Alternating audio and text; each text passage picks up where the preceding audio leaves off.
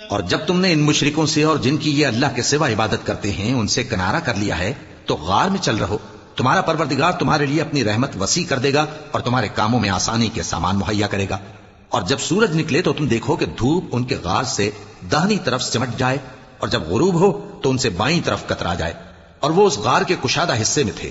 یہ اللہ کی نشانیوں میں سے ہیں، جس کو اللہ ہدایت دے وہ ہدایت یاب ہے، اور جس کو گمراہ رہنے دے تو تم اس کے لیے کوئی دوست راہ بتانے والا نہ پاؤ گے۔ اور تم ان کے متعلق خیال کرو کہ وہ جاگ رہے ہیں حالانکہ وہ سوتے ہیں، اور ہم ان کو دائیں اور بائیں کروٹ بدلاتے تھے، اور ان کا کتا چوکھٹ پر دونوں ہاتھ پھیلائے ہوئے تھا۔ اگر تم ان کو جھانک کر دیکھتے تو پیٹ پھیر کر بھاگ جاتے اور ان سے دہشت میں آ جاتے۔ اور اسی طرح ہم نے ان کو اٹھایا تاکہ آپس میں ایک دوسرے سے دریافت کریں۔ ایک کہنے والے نے کہا کہ تم یہاں کتنی مدت رہے؟ انہوں نے کہا کہ 1 دن یا اس سے بھی کم۔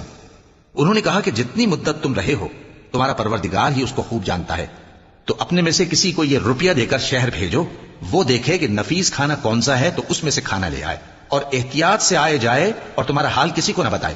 اگر وہ تم پر دسترس پا لیں گے تو تمہیں سنسار کر دیں گے یا پھر اپنے مذہب میں داخل کر لیں گے، اور اس وقت تم کبھی فلاح نہیں پاؤ گے۔ اور اسی طرح ہم نے لوگوں کو ان کے حال سے خبردار کر دیا تاکہ وہ جانیں کہ اللہ کا وعدہ سچا ہے، اور یہ کہ قیامت جس کا وعدہ کیا جاتا ہے اس میں کچھ شک نہیں۔ اس وقت لوگ ان کے بارے میں باہم جھگڑنے لگے اور کہنے لگے کہ ان کے غار پر عمارت بنا دو۔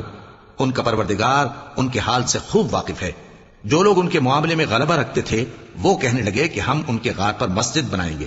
بعض لوگ اٹکل پچو کہیں گے کہ وہ 3 تھے اور چوتھا ان کا کتا تھا، اور بعض کہیں گے کہ وہ 5 تھے اور چھٹا ان کا کتا تھا، اور بعض کہیں گے کہ وہ 7 تھے اور 8واں ان کا کتا تھا۔